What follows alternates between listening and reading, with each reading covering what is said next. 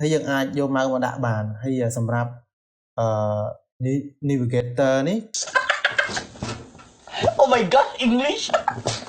សួស្តីអ្នកនរគ្នានេះគឺជាជំហានទី2នៃការប្រើប្រាស់ Exposure software ឬក៏ iCandy 7ដែលជា plugin មួយដែលអនុញ្ញាតឲ្យយើងអាច apply ជាមួយនឹង texture ឬក៏ effect Chrome 3D Shadow Motion Blur អញ្ចឹងណា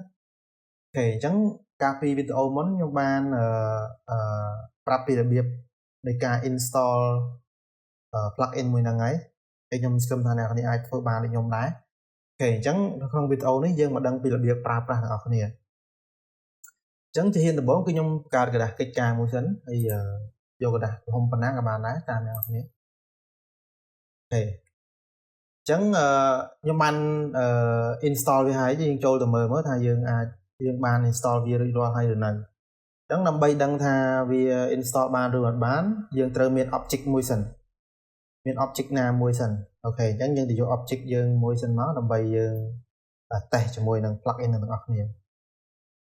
អូខេខ្ញុំមានតែបតងមួយឬក៏មួយឆាអូខេអញ្ចឹងយើងមាន object យើងមួយដើម្បី apply ជាមួយនឹង plugin របស់យើងដើម្បីចូលមើលថាយើងអាចប្រើប្រាស់ឬក៏យើង install បានឲ្យជោគជ័យឬមិនបានយើងចូលមកកាន់filter មកនេះដល់ពេលដែលយើង install ហើយវានឹងឃើញពាក្យ exposure software ហើយសម្រាប់ plugin ហ្នឹងឈ្មោះថា iCandy 7ហ្នឹងហើយអញ្ចឹងខ្ញុំចុចមើលអូខេអញ្ចឹងខ្ញុំបានតម្លើងដោយជោគជ័យហើយនេះគឺជាទម្រង់នៃ plugin មួយហ្នឹងអ្នកគ្នាអាចឃើញបានអញ្ចឹងសម្រាប់ plugin មួយហ្នឹងគឺអ្នកគ្នាចុចកន្លែងរង្វង់នេះមកនេះកន្លែង motion trail នេះចុចមកគឺយើងឃើញមានចម្រើសជាច្រើនកន្លែង shape នេះគឺជា effect អ្នកនេះអាចឃើញបាន backlight bevel chrome corona អញ្ចឹងទៅហើយនឹងអ្វីដែលខ្ញុំចូលចិត្តប្រើនោះគឺ chrome extrude ហ្នឹង 3D ហ្នឹងឯង